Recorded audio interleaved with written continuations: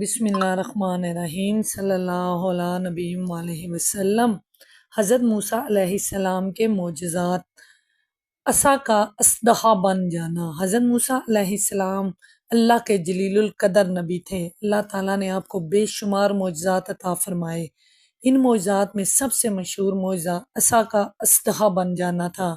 اس زمانے میں فرعون مصر کا بادشاہ تھا۔ وہ خود کو خدا کہتا تھا۔ لوگ اس کے خوف سے کانپتے تھے۔ فرعون بہت ظالم انسان تھا۔ وہ بنی اسرائیل پر سخت حکومت کرتا تھا۔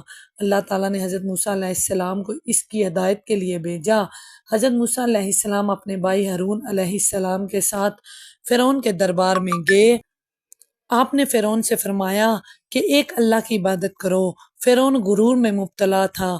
اس نے کہا اگر تم سچے ہو تو کوئی نشانی پیش کرو۔ حضرت موسیٰ علیہ السلام نے اپنا عصا زمین پر ڈال دیا۔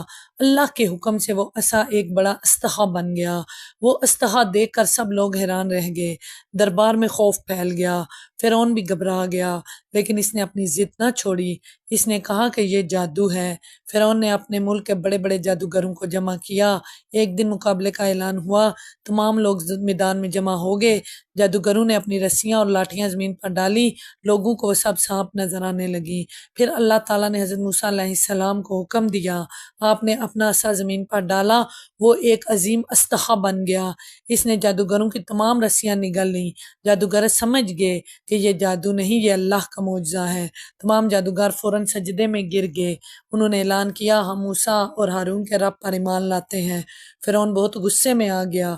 اس نے جادوگروں کو دھمکیاں دیں، لیکن وہ ایمان سے پیچھے نہ ہٹے۔ یہ حضرت موسیٰ علیہ السلام کا بہت بڑا معجزہ تھا۔ اس معجزے نے ہزاروں لوگوں کے دل بدل دیے۔ اللہ کی قدرت سب پر ظاہر ہو گئی۔ دوسرا معجزہ دریا کا رستہ بن جانا۔ فرعون مسلسل بنی اسرائیل پر ظلم کرتا رہا۔ اللہ تعالیٰ نے حضرت موسیٰ علیہ السلام کو حکم دیا کہ بنی اسرائیل کو مصر سے نکال لیں۔ رات کے وقت حضرت موسیٰ علیہ السلام اپنی قوم کو لے کر روانہ ہوئے۔ بنی اسرائیل بہت خوفزدہ تھے۔ وہ خاموشی سے سفر کرتے رہے۔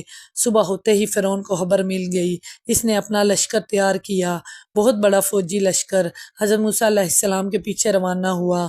ادھر حضرت موسیٰ علیہ السلام اپنی قوم کے ساتھ سمندر کے کنارے پہنچے۔ سامنے سمندر تھا، پیچھے فرعون کا لشکر آ رہا تھا۔ بنی اسرائیل گھبرا گئے۔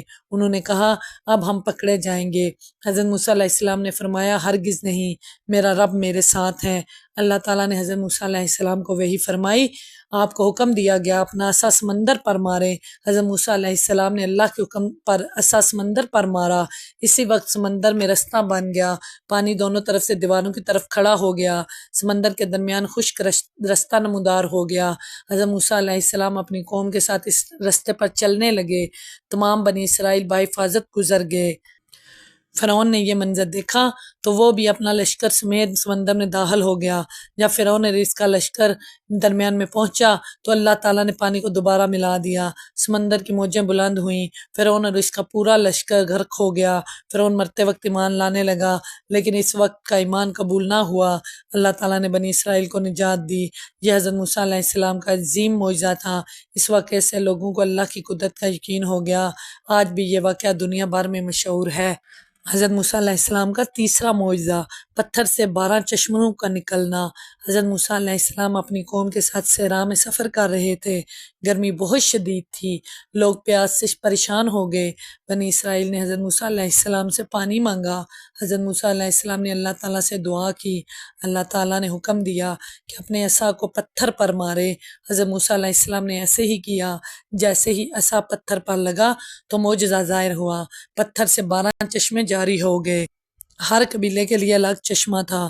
لوگ خوش ہو گئے۔ سب نے پانی پیا۔ جانوروں کو بھی پانی پلایا گیا۔ صحرا میں پانی کا نکلنا بہت بڑا معجزہ تھا۔ بنی اسرائیل نے اللہ تعالیٰ کی نعمت دیکھی۔ حضرت موسیٰ علیہ السلام ہمیشہ اپنی قوم کو اللہ کی اطاعت کی نصیحت کرتے تھے۔ آپ انہیں صبر اور شکر کی تعلیم دیتے تھے۔ اللہ تعالیٰ اپنے نبیوں کی مدد فرماتا ہے۔ حضرت موسیٰ علیہ السلام کی زندگی ایمان اور صبر کا عظیم نمونہ ہے۔ ان کے معجزات سے ہمیں اللہ کی قدرت کا یقین حاصل ہوتا ہے۔ ہمیں بھی ہمیشہ سچائی اور نیکی کے راستے پر چلنا چاہیے۔ بے شک سبحان اللہ۔